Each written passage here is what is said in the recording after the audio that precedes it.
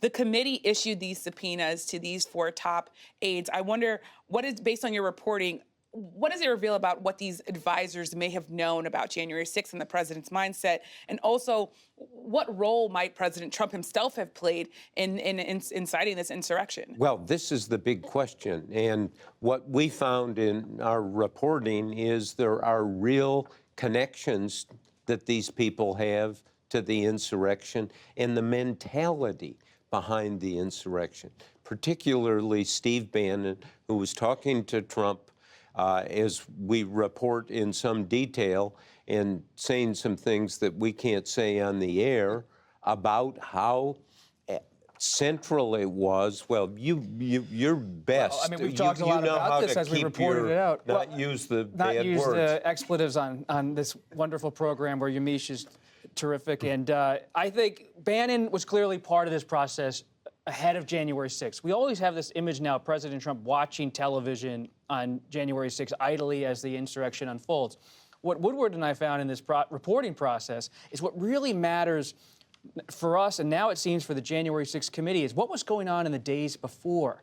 January 2nd, the pressuring of Senators Lee and Graham and others. January 4th, John Eastman, his memo pressuring Vice President Pence in the Oval Office. January 5th, Steve Bannon talking to Donald Trump. Steve Bannon, Rudy Giuliani, and others at the Willard Hotel. Dan Scavino, who got a subpoena, was with President Trump on the eve of the insurrection, late into the night in the Oval Office, talking through how to pressure lawmakers.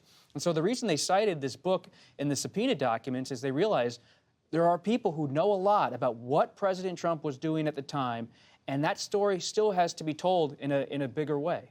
And I wonder, Bob, what did your reporting reveal about who President Trump is at his core, and the role of him being encouraged by people around him, but also the grip that he has on the Republican Party? Well, I mean, he is, and Costa has the endurance to actually listen to the current Trump rallies. They are amazing. There's a lot of nonsense about the stolen election, but then he gets on and he starts talking like Winston Churchill. We're not going to give up. We're going to keep going. It's to the Trump supporters. It's passionate. It's very emotional, and it brings them into the process of, you are my people, and so. As we try to get some distance from the events, Trump is on the march. And I have another follow-up question for you when you talk about Trump being on the march. Today, we saw the White House press secretary say that President Biden has already concluded that he will not assert executive privilege to try to protect any sort of former Trump aides here. What does that mean for the aides as they sort of hint at invoking executive privilege?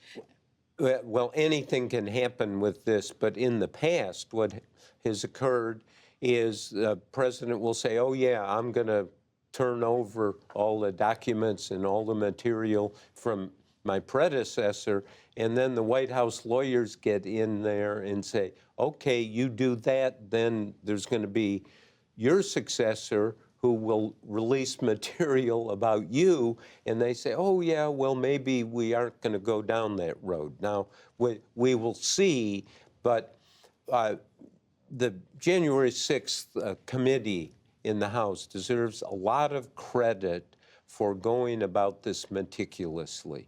You can't rush to, like, let's subpoena Trump, see what Trump. You build from the outside, and like we tried to do as reporters. You talk to lots of people. Could people also turn on former President Trump? Could we see people testify before Congress? There's this tight-knit group, of course, of President Trump loyalists, but also we've seen President Trump not be as loyal to the people who are loyal to him. And you know, Bob, from the Watergate hearings, sometimes there are surprises.